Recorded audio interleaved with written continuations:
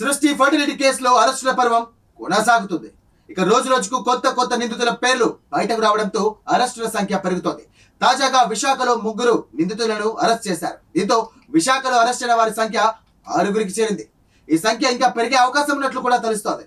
ఇంతకీ ఈ నిందితులంతా నమ్రతకు ఎటువంటి సహాయం చేశారు?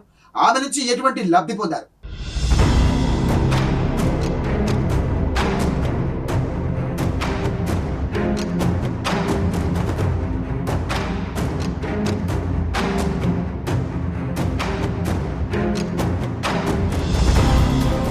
సృష్టి కేసులో త్రవ్వే కొద్దీ డాక్టర్ నమ్రత అక్రమాలు వెలుగు చూస్తున్నాయి. విశాఖలో రోజుకో కొత్త కోణం వెలుగు చూస్తోంది.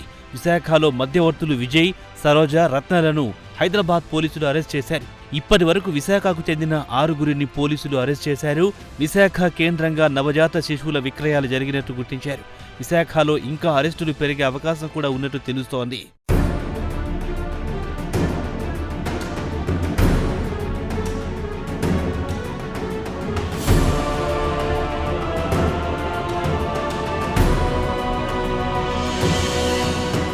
సృష్టి ఫెర్టిలిటీ కేసులో రోజుకో కొత్త కోణం వెలుగు చూస్తోంది. నవజాత శిశువులను పేద కుటుంబాల నుంచి తీసుకుని దరఖాస్తు చేసుకున్న జంటలకు పెద్ద మొత్తంలో విక్రయించినట్లు పోలీసులు గుర్తించారు.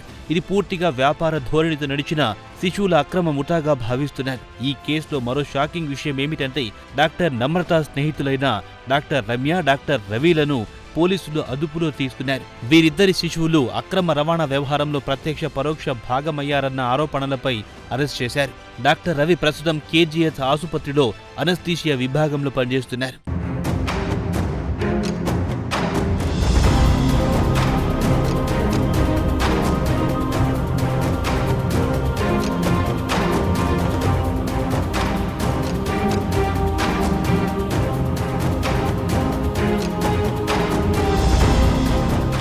ఈ కేసులో ఇంకా పలువురిపై అనుమానాలున్నాయని, వీరిలో కొంతమంది రాజకీయ, సామాజికంగా బలమైన వారున్నారని పోలీసులు భావిస్తున్నారు. విశాఖలో ఇంకా అరెస్టులు పెరిగే అవకాశం ఉందని పోలీస్ వర్గాలు వెల్లడించాయి.